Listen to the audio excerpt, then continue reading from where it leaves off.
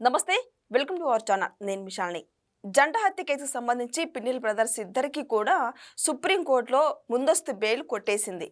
అయితే తర్వాత 2 వారాలకే లొంగిపోమ్మని మనకొస్తున్న సమాచారం. ఇక ఆ తర్వాత ఆ పరిణామాలు ఏ విధంగా ఉండబోతున్నాయి? ఇలాంటి అంశాలను చర్చించే ముందు స్టూడియోలో ఉన్నారు పొలిటికల్ అనలిస్ట్ శ్రీలీల గారు ఉన్నారు.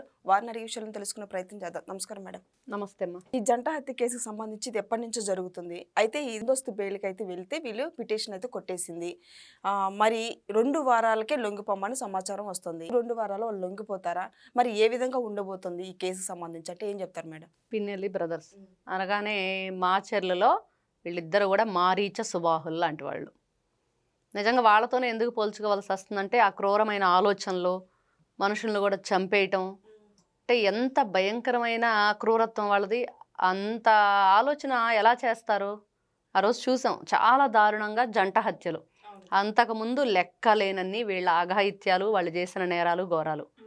మరి ఈ వ్యక్తులు గతంలో వాళ్ళ తమ్ముడేమో ఎక్కడో బాత్రూమ్ గోడ దూకి పారిపోయాడనో లేకపోతే బాత్రూమ్ కిటికీలో నుంచి పారిపోయాడనో చెప్పారు.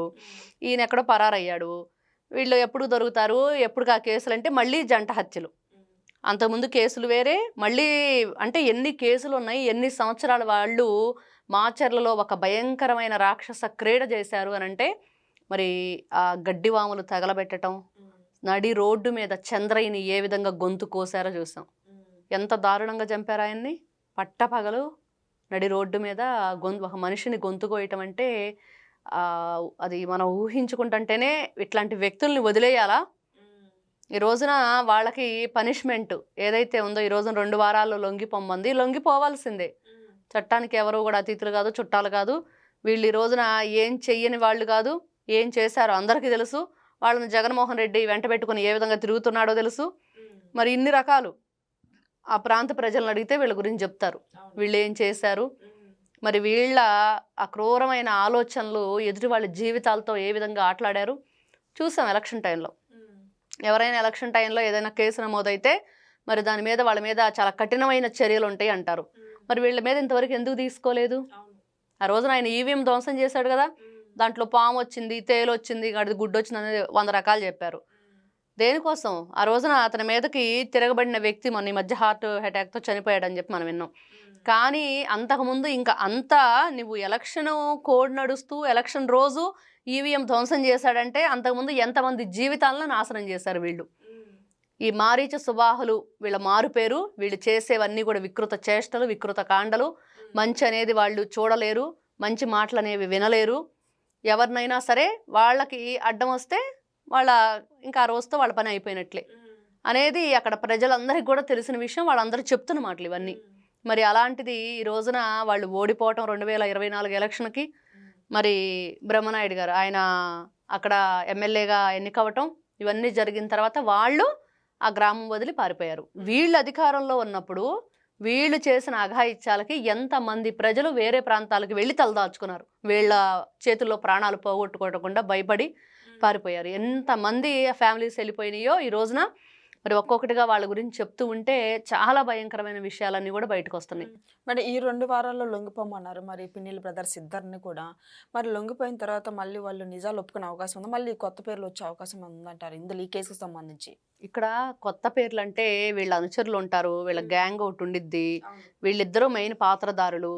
ఇంకా వీళ్ళు లొంగిపోతారు అంటే ఖచ్చితంగా ఈ రోజున కోర్టుని వీళ్ళు ధిక్కరిస్తే దాని మీద ఎలాంటి పరిణామాలు ఉంటాయో కూడా చూసాం. సిఐడి మాజీ చీఫ్ సంజయ్ లాంటి వాళ్ళే వెళ్ళి లొంగిపోయిన పరిస్థితి. మరి వీళ్ళెంత ఎంత రౌడీలైనా, ఎంత గోండాలైనా, మీరు ఎంత భయంకరమైన పరిపాలన అందించిన గతంలో ఈ రోజున చట్టం చేతిలో మీరందరూ కూడా లొంగిపోవలసిందే. చట్టం ముందు మీరందరూ కూడా మీ చేసిన తప్పులు ఒప్పుకోవలసిందే. ఈ రోజున ప్రజలు నిలువెత్తు సాక్ష్యం. ఆ ఏరియా ప్రజలందరూ తెలుసు వీళ్ళేంటో, ఎలాంటి అఘాయిత్యాలు చేశారో తెలుసు, ఎంతమంది మీద రాక్షసంగా వీళ్ళు. మరి ఆ రోజున చూసాం. ఎలక్షన్ రోజు అక్కడ పోలింగ్ బూత్లో కూర్చోటానికి కూడా వాళ్ళ మీద ఎంత దాడికి పాల్పడ్డారు. వాళ్ళ ఇంటికి వెళ్ళి వీడియో కాల్ చేసి ఇదిగో మీ ఇంట్లో వాళ్ళని, ఇప్పుడు అతను మాణిక్యం అనే వ్యక్తి వాళ్ళ ఇంటికి వెళ్ళి వాళ్ళ భార్య బిడ్డల్ని కొట్టి వీడియో కాల్ చేసి నువ్వు అక్కడి నుంచి లేచి బయటకు వస్తావా, వీళ్ళని చంపేయమంటావా అని బెదిరింపులు. మరి ఎక్కడైనా మనం విన్నామా అట్లాంటివి?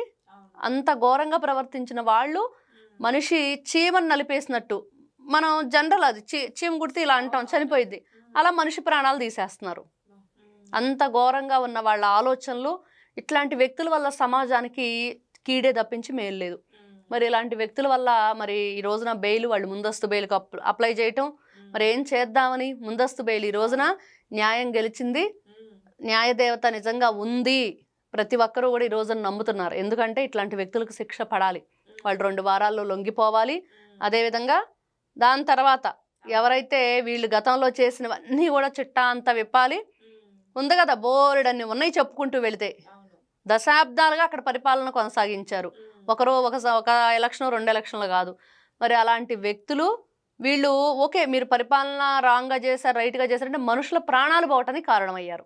ఎందుకు మేడం ఇంతగానో చేయటం? దాని వెనక కారణం ఏంటి? ఒకటేనమ్మా, వాళ్ళు మేము చెప్పిందే ఇక్కడ ఎవరైనా సరే పాటించాలి, మేము గీసిన గీత ఎవరో దాటడానికి వీల్లేదు అన్నదానికి జగన్మోహన్ రెడ్డి 2019 అధికారంలోకి వచ్చాక వాళ్ళకి ఇంకా అగ్నికి ఆజ్యం పోసినట్లుగా వాళ్ళకి ఇంకా బలం చేకూరింది.